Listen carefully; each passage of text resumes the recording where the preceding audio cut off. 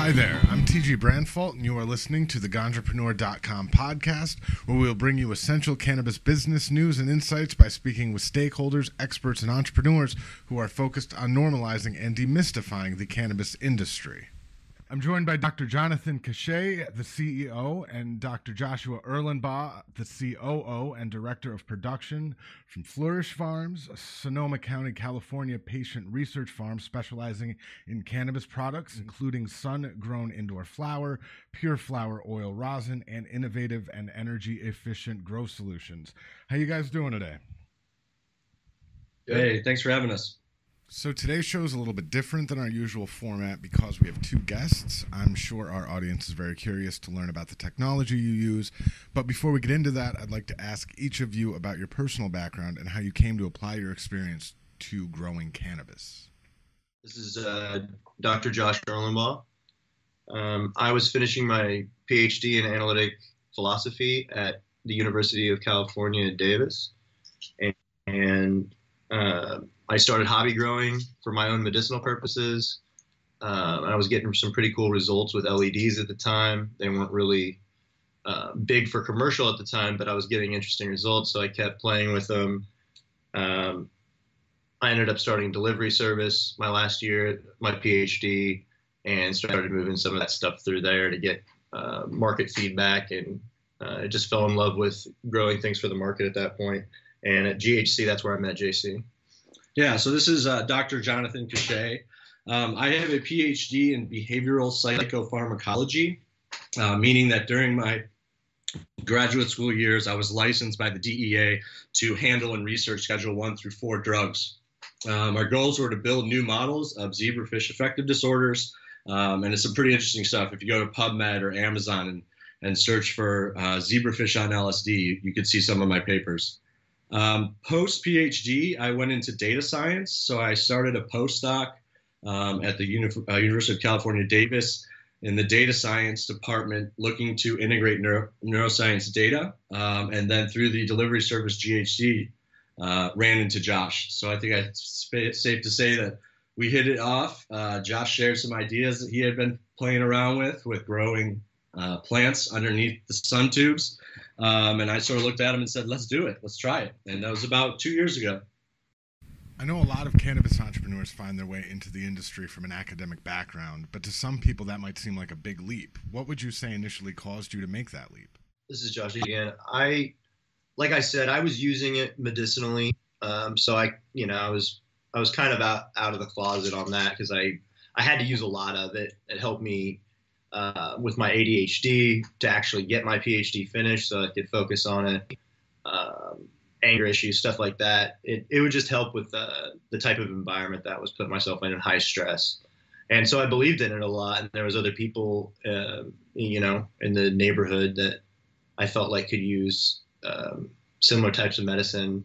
And like I said, I was getting cool results with my LEDs that were helping with my particular condition. So I wanted to, let other people have a shot at it. Yeah, I think we can certainly attribute some of the analytical approach to the philosophy too, and designing light recipes for all that time. Josh was using LEDs over the last 7 years. The developments there have been significant and vary a lot. So I think his analytical mind, it's not necessarily that I think that the path and the degrees that we took got us here on purpose, I guess I should say.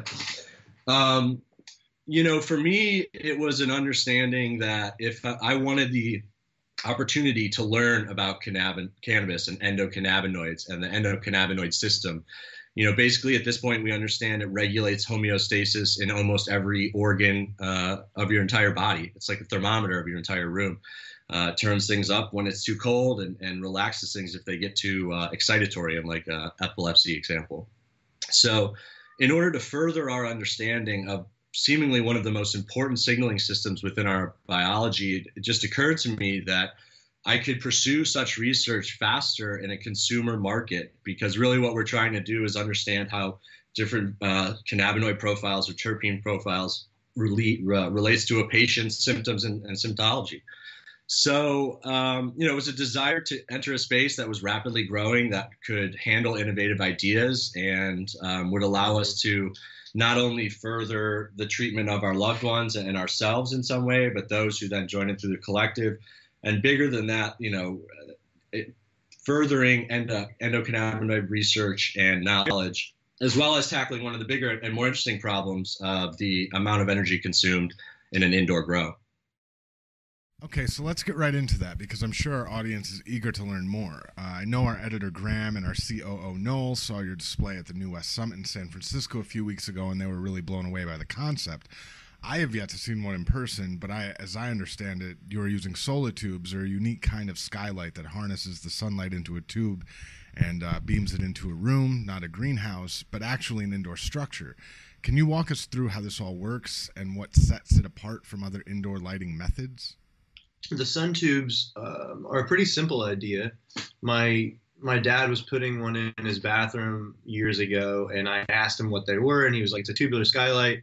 There's light from outside, travels down through it. It's pretty reflective material. And then you have some light in your bathroom for free. And I was like, well, that's interesting. I had just started growing with LEDs, and I was like, I wonder if I could use that to supplement, the photo energy, the power. And eventually I looked into it more, found Solatube, and that was about the time when I met JC. Yeah, so we basically reached out to Solatube, said we wanted to perform some research, that we're both a bunch of PhDs in Davis, and they had technology and have developed patented protected technology to capture, transfer, and deliver natural sunlight indoors. They have a patented material called Spectrolight Infinity. This limits the amount of light lost due to diffuse reflection. So, scientific story short, it allows us to send in 99.7% of the sunlight's natural spectrum into our room without IR, which is what heat is. We dissipate the heat before we bring it in, and limiting UV to a large extent, for good reason, I think we can explain later. But if you can imagine walking into a room that's completely dark, and then these dimmers open up, and all of a sudden you're in this completely dark space but lit by natural sunlight, the color rendering index in that room, how it makes you feel when you have the natural light on your skin. When we say SunGrown Indoor, we really do mean we're utilizing the rays from the natural sun in order to support the plant growth inside of the environment. And you use soil for your indoor grows as well, right? We use soil to an extent. Right now, the first grow we did was about 15 to 20% soil mixed in with cocoa that was amended, and then I recycle all of that. So like the next run is the same cocoa amended with more of the farm dirt. I'm trying to find out how much actual native soil I can get into before it gums up the system, because indoors is pretty difficult to keep irrigations if you're doing all probiotic and organic the way we're doing it. And I think too, the approach to growing with soil indoor, you're right to point out, is not very popular at the moment. What we're trying to do, and where the fundamental belief comes from, is that the relationship between the soil and plants and the organisms within within the diversity of growth and flora, basically work together in concert through signaling molecules to try to say, okay, I need some more potassium, and this fungus knows where the potassium is and can come back and get it. It's more of a preventative or probiotic approach, rather than, I think, what you can get into without the plants in the room having their natural immunities is, rapid infestations that then require very, sometimes harsh, quick reactive measures. Everybody knows that balance of trying to hold them steady. But by bringing in the indoor soil, using things like cover crop, we're allowed to diversify the plants that the insects are attached to. We can help the soil retain moisture more than without, and the fauna and flora that live in there communicate with the plant to grow a really healthy plant. So I want to backtrack here for a second. As I understand it, the company that produces these skylights, Solatube, is a mainstream residential brand that does not have much to do with agriculture and certainly not cannabis. So how did that first meeting go when you reached out to them? Were they receptive to the idea of their product being used in this way? Were they shocked? Did they threaten to call the cops? How did that conversation play out? I think that it is something that Solatube was not unaware of, or I guess say they were very well aware that there's people calling them pretty regularly wanting to use their products to grow plants.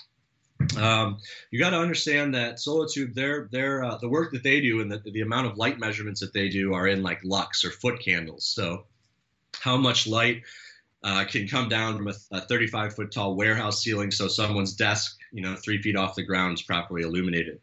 So, when the people that wanted to grow plants underneath them started asking them questions about, well, how much par can I get? What are the par measurements? The people at Solatube really weren't equipped, nor did they have the data to get some accurate information about that. So, the first call between us and them was pretty interesting. I told them I was a researcher at UC Davis. We were interested in using them in indoor agriculture. And I think the first guy I talked to said, okay, all right. Well, if you're going to go with cannabis, just let me know, because we get a lot of people that like to call and beat around the bush, but we definitely know what they're calling about. And I sort of said, yeah, we're going to try to grow cannabis under there, and we'd like to see if it works, because if it does work, it could be a real paradigm shift and a real godsend to the energy impact that the newly onboarding cannabis market, regulated cannabis market could bring. So since that interaction, it's just been nothing but grown better from there. They have some very strong expertise in light physics and the way that it interacts with different materials and wavelengths. And I think that through our credentials, but then also our very serious approach to data collection and actually measuring and monitoring the dimency of the data and light moves through the space. They really knew that we were doing it correctly and that we were getting good results, and that so now we have in place with them an agreement where anybody who calls them about the use of the tubes in the indoor space, they send them to us first, foremost, so we can design systems that have worked. There have been plenty of systems that people have put together that just don't achieve anything close to commercial results. The plants will grow, yeah, but are the buds going to be good enough for a jar? Probably not. And we built the system, so now they come to us and we're able to take in their needs, like their growing style, where they're located, how many rooms they'd like to do, and build them out a whole preliminary analysis of how our system, of which the tubes are a component, work together for them.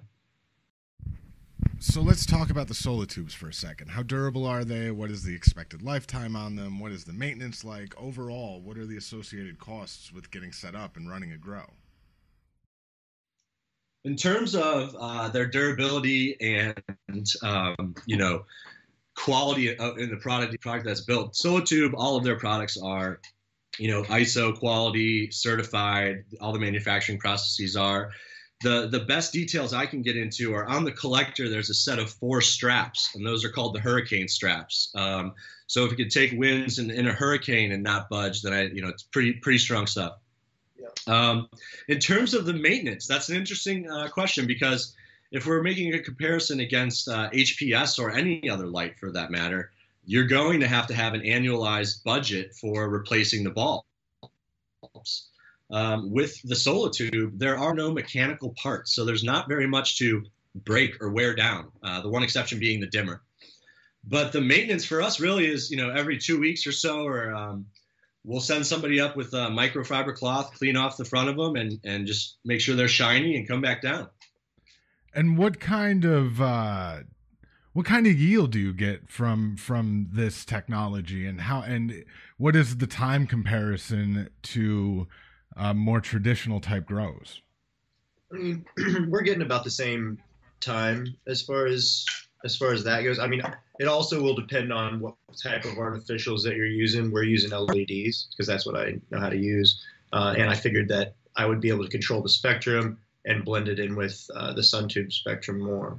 What was the first question? Yields. Yields. I have been extremely happy so far. First run, we scaled up at 26 grams per square foot. It looks like the next one will be 30 to 35. So it looks like it's going to comfortably get up to where we want, which is like 50, 60, 70 in the normal amount of time you'd expect from a grow room for like we got 6 months to a year. We got about a pound to a pound and a half per light. So if you were to compare that to an HPS, that's on par. And we need to dial things in. So we're hopeful that they're going to continue to rise as well. As Josh was noting with the LEDs, and in terms of the length, one of the other interesting things that we're allowed to do or are able to do with the way the grow room's set up, we fuel plant growth with the natural sunlight. We'll get anywhere from 300 to 600 ambient par within the space, and then this hot dynamic spot that moves across the plant canopy that it can spike pars between like 900 and 1300 par. So, just a great amount of par in that space, natural sunlight par.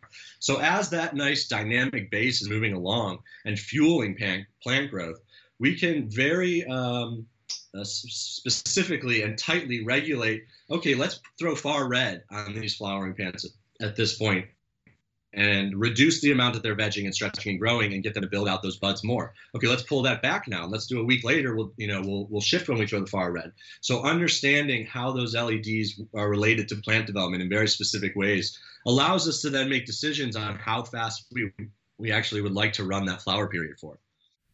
You've mentioned research several times. Have you run any trials to compare this process to other growing methods? And if so, what was the outcome? Did you find that the sunlight via Solatubes was as effective as outdoor sunlight?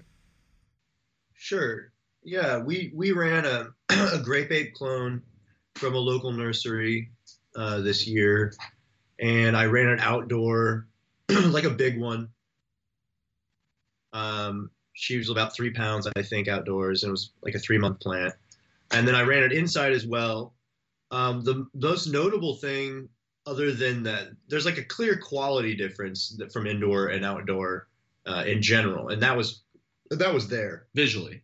Yeah, just where one of them looks, a lot of people say kinder. It's just less weathered is really what it comes down to. The flesh of the plant, it hasn't been beat up as much, so usually it's lighter green. Of course, we had all that, but what I was most blown away by was the average bud size. I mean, the 3-pound plant was very large, but when it broke down, it didn't really break down to as big of buds as the indoors, because they didn't have to be broke down as much. So their average bud size was quite a bit bigger, and that was probably the most visually stunning thing, other than the fact that it just looks a lot nicer because it's indoor. And if you like that type of look, lighter greens and more vibrant oranges and more frosting, then it definitely is going to hit all those quality benchmarks that indoor growers are looking for. In addition, too, we were able to compare the analytics, so the cannabinoid profile and the terpene profile of the same genetics grown outdoor and one grown in the SunGrown Indoor room. SC Labs was able to do a pretty extensive panel for us, and basically what we got back is that the outdoor and the SunGrown Indoor, in terms of cannabinoid content, are equally complex, higher or lower than each other, but pretty much equal in terms of the number of cannabinoids, so CBG, CB, THCV, CBN, those things. And then also just as complex and rich as the terpene profile. So why I say this is that most testing labs that I talk to say that outdoor plants, for certain, have a more complex and slightly elevated cannabinoid profile compared to the same strain or genes grown indoors, presumably under HPS light. Initially, I would have thought that was the opposite, but that seems to be the truth. So what the analytics tell us at this point is that there are any affordances or any benefits of growing outdoor by having the natural sunlight increase the diversity and complexity of the cannabinoid and terpene profile, we are also afforded those same benefits with the SunGrown Indoor room because we have brought in that light spectrum. That's really incredible, but we have to take a short break right now. When we come back, we're going to talk about energy efficiency. I'm your host, TG Branfalt.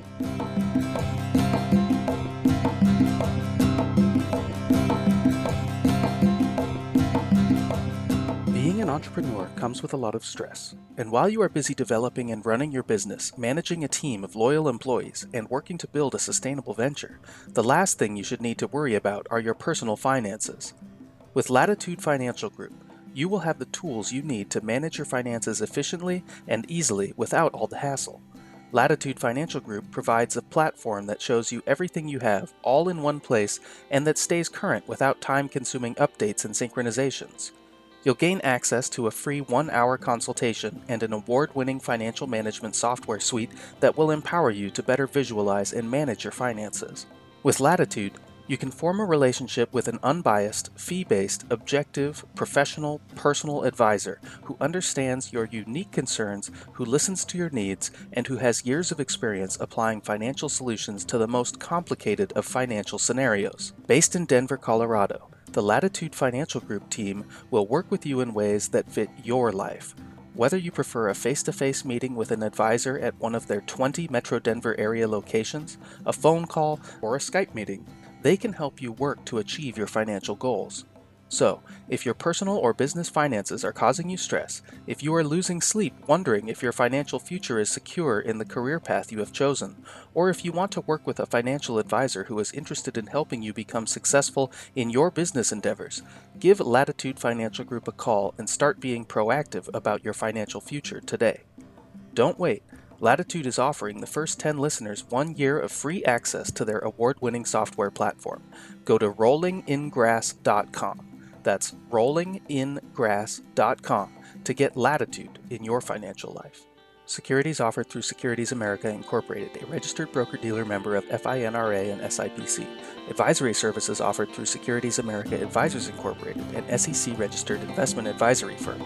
Scott Cody, Daniel Grote representatives, Latitude Financial Group, and Securities America are unaffiliated. Latitude Financial Group and the Securities America companies are unaffiliated.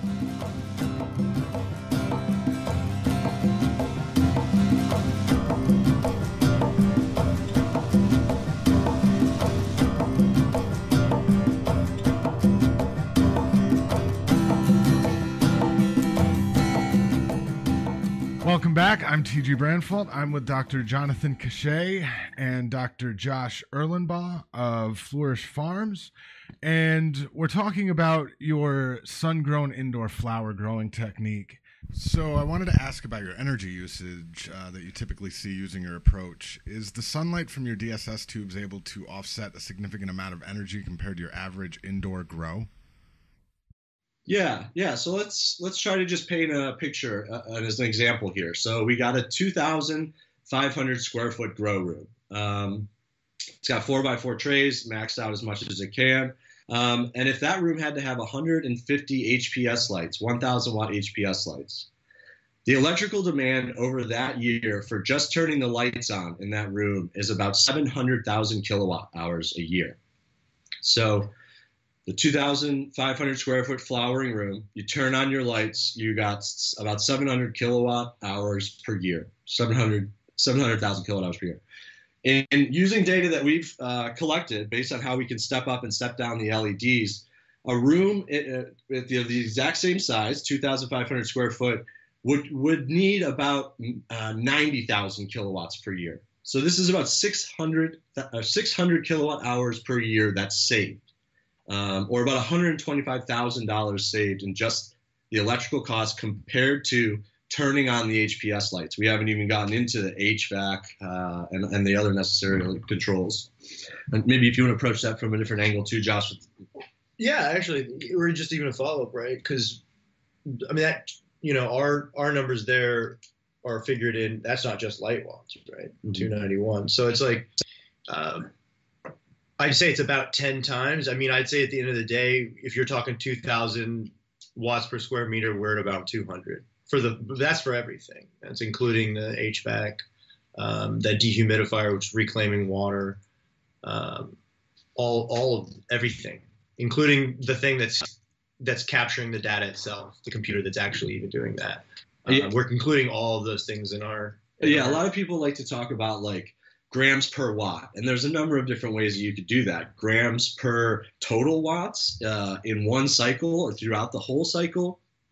Grams per light watt, and if you have 1,000 watt light, you just do 1,000 light watts. There's a number of different ways to do it. We mentioned, I think earlier, we hit about 1 gram per watt for the entire watts consumed in the entire ship, about 2 grams per watt in terms of light watts. To sum it all up, though, it's basically we're able to sustain commercial production levels with an 80% reduction in the energy demand.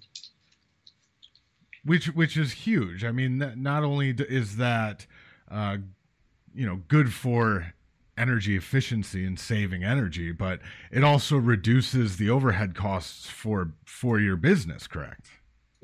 Indeed, especially the farmers as well. As we enter into a regulated market here in California, getting used to paying licensing fees and taxes and having other people take parts of your margin, we think really the best way, and what most people are doing at this point anyway, are trying to reduce their cost of good as much as they can without affecting quality. And by bringing in natural sunlight and fueling plant growth with that, we're able to achieve reductions in the cost of goods sold unmatched by any other solution on the market. In your guys' opinions, do you think that the energy usage that's associated with cannabis production could derail the industry? I mean, there's already provisions in California's initiative that aim towards reducing the amount of water. Right.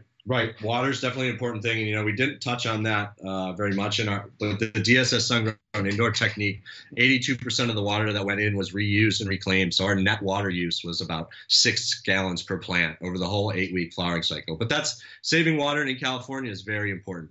Do we think that electricity is going to be a concern? Well, I know that it already is in several places in California. For example, Desert Hot Springs, many of the listeners are probably familiar with the amount of cultivation licenses and that city's very welcoming approach to the growth of this industry. Well, they've offered so many permits now at this point that the power cannot simply be delivered. Their demands cannot be met by the infrastructure at that place. So in those cases, a solution like ours can really reduce that load demand and perhaps allow those businesses to continue forward. I also think that you're seeing in places like Berkeley and Lake County limits on mixed lighting situations. So this could be like a light depth greenhouse or a greenhouse in which you have some supplemental lights. In the mixed light category, we're probably going to get to a place, and the legislature may pick this up next year or so, that they're going to start limiting the amount of artificial light watts that you can have in a space. So yes, I think the energy conversation is definitely coming, and it's starting now. The water discussion is always been around, and I think will be. But also, there's other reasons why you'd want to do it in places like places that have high amount of sunlight, like Nevada or Arizona, for example. But it's extremely hot. Growing in a greenhouse there, the amount of HVAC you'd have to have in a greenhouse wouldn't really take a dent out of your electrical bill. But if you were able to bring that natural free sun into a fully insulated indoor environment that you're able to keep at a stable temperature and environmental range, then it becomes another interesting use case and application. What are the implications for large-scale indoor agriculture beyond cannabis using this technology? Well, one of the reasons that it fits with cannabis at this point is because there's enough distinct market distinctions. People can tell the difference between indoor and outdoor cannabis. It's difficult for them to tell the difference between indoor and outdoor tomatoes to the extent that it's ever worth doing your tomatoes indoor. So really market is why I would say one of the reasons it hasn't happened much. Where I could see it start happening is places that don't have outdoor as an option. Because they could grow year-round urban farming style with these types of things. And as things get hotter in harsher climates, then I think maybe we'll want to grow indoors more and more because we won't be able to predict what's going to happen outside, hurricanes and whatnot, which, like we were saying earlier, these are hurricane proof. So it makes it to where you can count on your crops a lot more than you traditionally can outside. And so I think that while it doesn't scale right now, there's definitely room for it in the future. And I think how I would approach that, and I would say that, large scale agriculture is being done either outside or in greenhouses. The Central Valley of California provides like 90% of, our almonds and 10 other, nuts and agricultural products. Large scale agriculture in that way is done outside or it's done in a greenhouse. And the fact that the planet's surface temperature has been continuing to rise and rise and rise Monsanto and these other seed companies, they see the writing on the wall. And I think that their biggest focus right now is how to develop heat tolerant and drought tolerant plants. At one point, Josh and I will joke around this, late at night when we're just reminiscing on things. But at some point, it honestly might be too hot on the surface of the planet to be able to sustain growth of corn or plants. And we'll have to now dig these fields underground and pipe the sun in with the tube. So the cannabis is because, cannabis is driving agriculture innovation, certainly. Everybody with the best minds and the best ideas is all coming together at such an exciting and diverse time in the industry.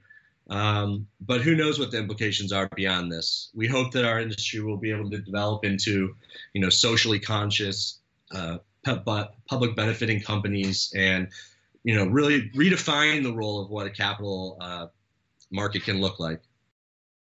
So with all of these benefits and the potential benefits that are still, being discovered, why aren't more people getting on board with this method? Well, so, I think because it's never been done successfully, there's been a few hurdles, right? And we had to get through those hurdles ourselves first. Do the plants respond well to this light? Okay, check, that worked. The next series of projects and proof of concepts went to, well, what can we push them to their limits? What can we get in terms of yield? Go ahead. Yeah, I was just going to say, when you first think about, I can just pipe the light in, the reason a lot of these don't work is because the amount of photosynthetic energy you need to drive plant growth to the extent that it makes sense to use indoor real estate to do that is staggering. And so one of the things that's interesting is that you have to be able to fill the gap. So when the sun's not as powerful during the day, how do you keep that photosynthetic energy powerful? Oh, you got to use LEDs. Well, how do you get them smart enough to know when to be on and when to be off? Those are all the things that we've put the time into to figure out, okay, here's a whole technique. Yeah. It requires all of these different things because the sun is dynamic. Growing with it in June is not the same as growing with it in March. So, the first thing when people walk back there, people in the cannabis industry and check them out, they're just blown away. I've been to cannabis farms all up and down the coast, but I've never seen anything like this. Then they go in the room and see the quality of the light in that space and oh my gosh, these plants are beautiful. I can't believe this is working. And then, consultants started calling. We're speaking with people in Washington and Hawaii. They wanted to see the buds. They wanted to see the bud formation. It came out beautifully. And the Skywalker OG that we're curing right now looks fantastic. So data has gotten us to where we are now.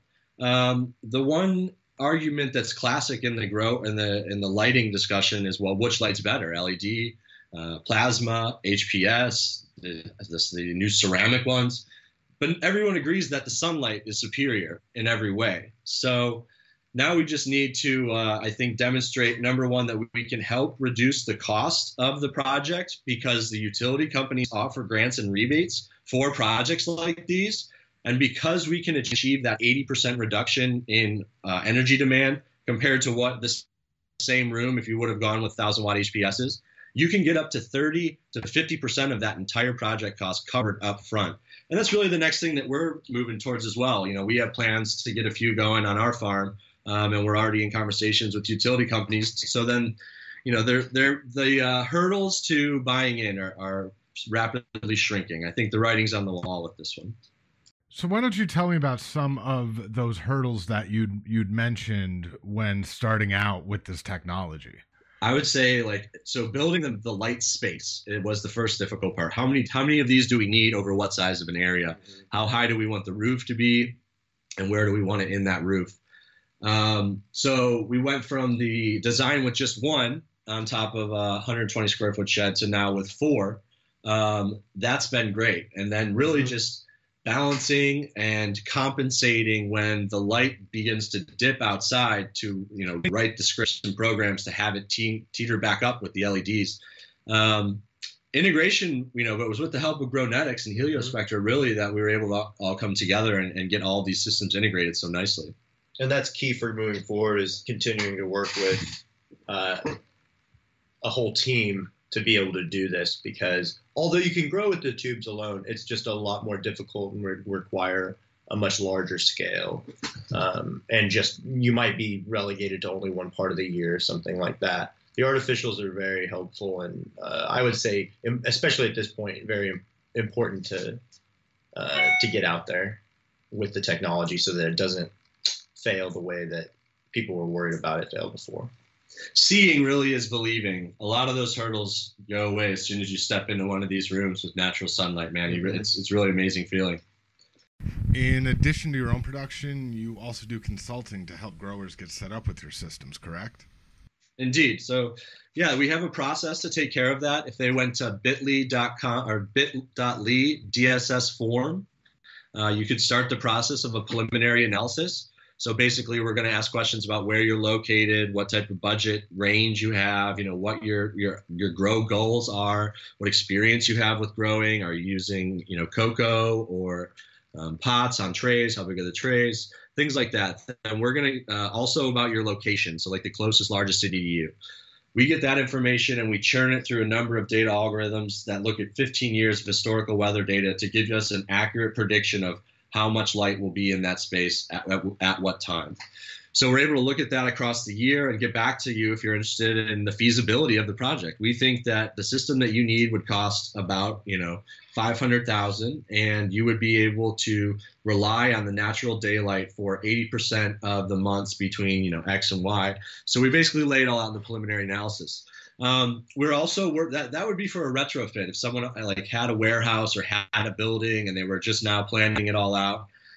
Also, it's interesting to note we could set up nurseries and clone rooms with these as well with a smaller amount of tubes. We're also in the middle of developing 1,000 square foot option. So a 1,000 square foot canopy in a 2,600 square foot building that has a clone room and a bedroom and equipment and an office. That's going to be around like $500,000. We'd love to hear from people who would like to get in and try it, whether they want a smaller unit or a bigger unit. We're really out here to share our results and our successes, and inviting those who'd like to try to reach out. So I want to hear about some of the feedback that you guys have already gotten from growers, but before we get into that, we got to take another short break. I'm TG Branfalt. I'm here with Dr. Jonathan Cachat and Dr. Josh Erlenbaugh of Fleurish Farms. We'll be right back.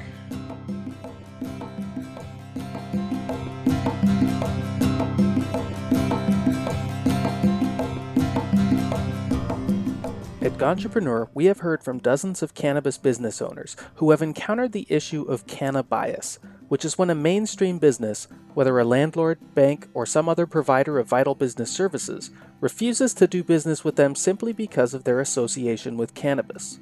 We have even heard stories of businesses being unable to provide health and life insurance for their employees because the insurance providers were too afraid to work with them.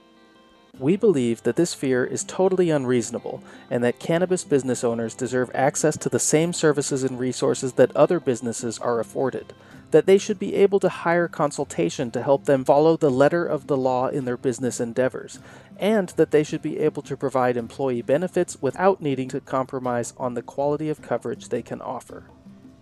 This is why we created the Ganjapreneur.com Business Service Directory, a resource for cannabis professionals to find and connect with service providers who are cannabis friendly and who are actively seeking cannabis industry clients.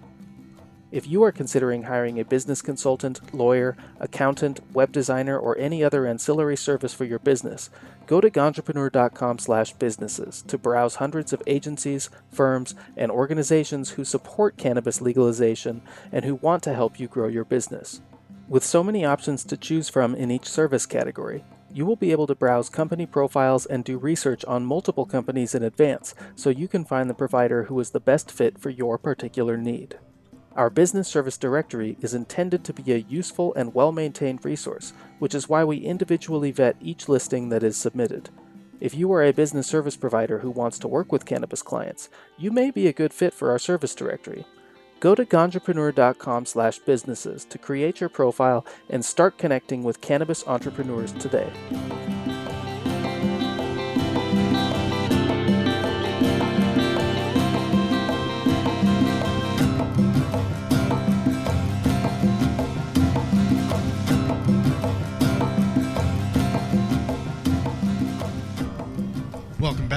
TG Branfalt, and you are listening to the Ganjapreneur.com podcast. I'm here with Fleurish Farms, and before the break, we were discussing the consulting work you have done setting up indoor sun-grown systems, the DSS systems, with other commercial growers.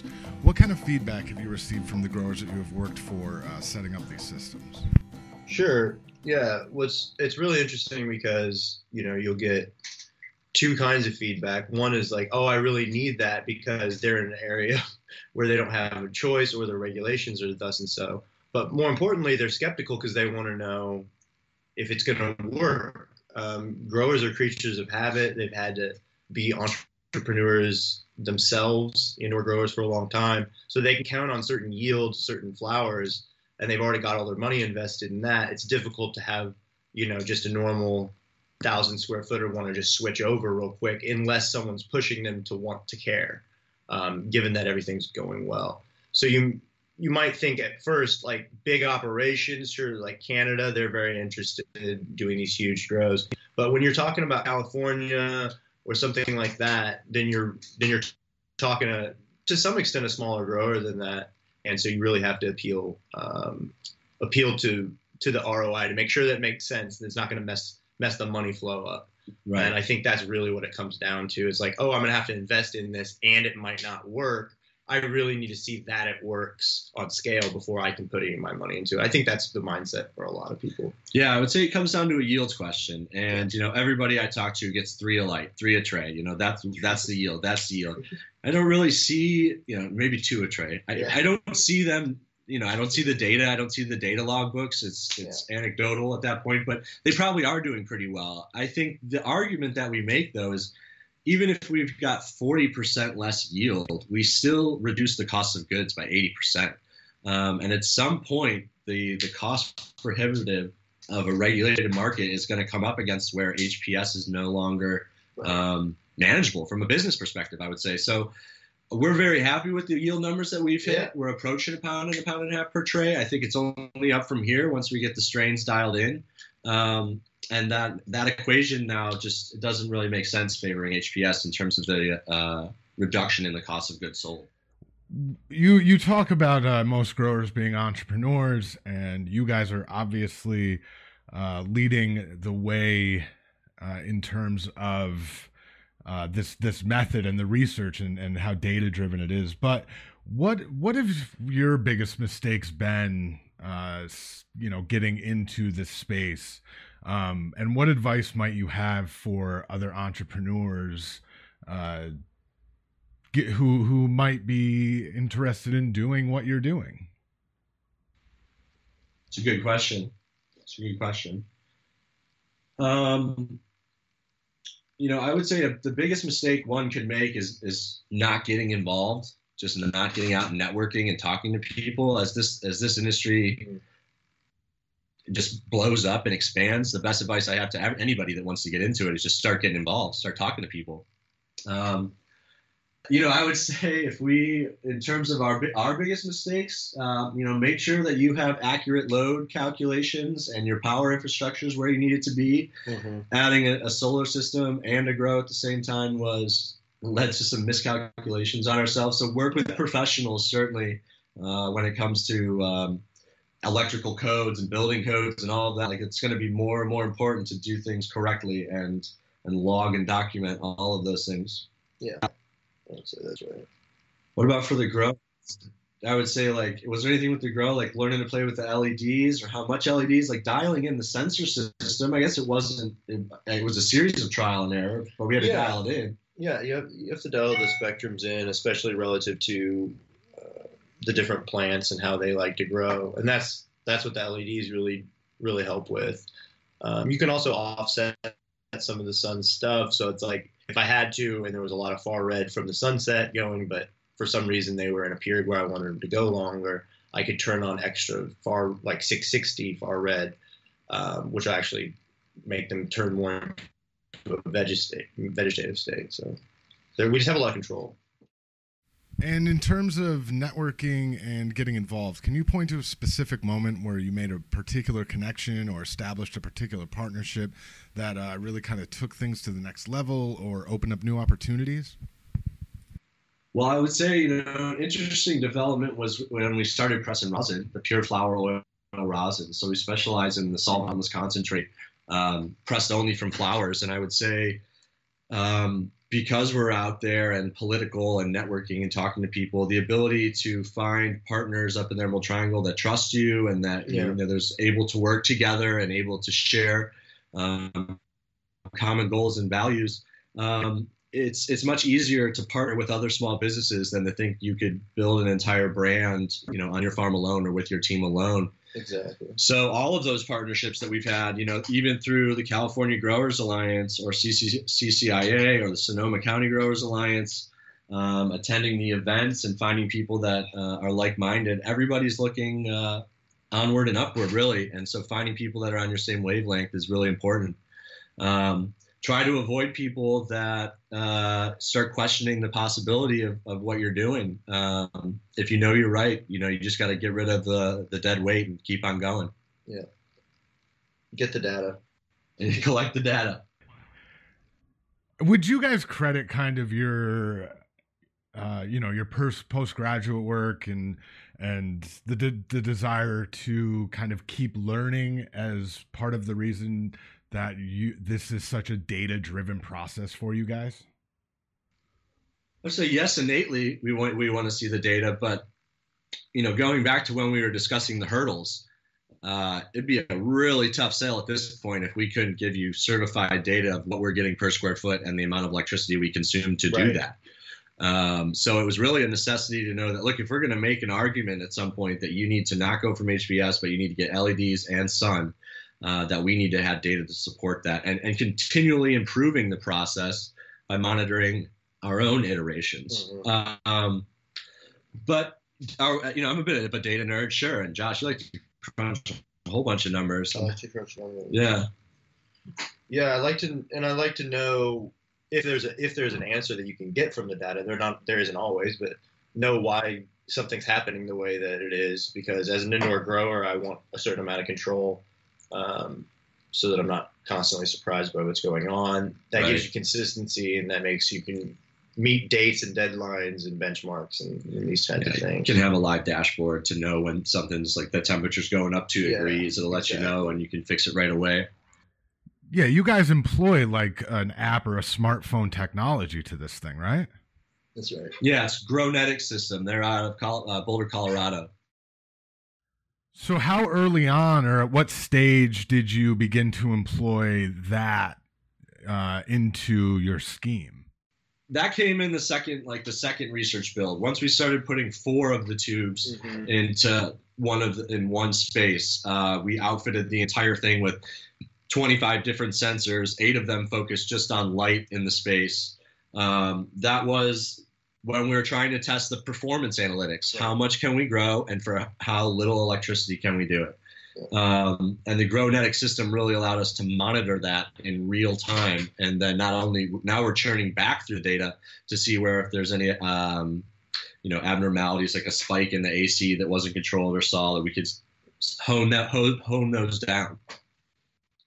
And I wanted to go just backtrack a little bit. We didn't really talk too much about the rosin, and rosin's really only been around since the hair straightener video, a little over a year ago, and it was popularized, and then the industry emerged from that. Why did you guys choose rosin over the other methods of extraction? That one was pretty easy, actually. The writing on the wall for MRSA, the California's historical regulations on the medical market here, define manufacturing based on volatile solvents or non-volatile solvents. We were playing around with BHO at the time, but became very interested in rosin because it was solventless. No, it was certainly nothing inherently dangerous. Nothing could explode. And in fact, rosin is a more accurate representation of the essence of whatever is being extracted. So, of course, we started with the hair straightener for sure. Got one of those from Target, tried that one night. Wow, this works. Cool.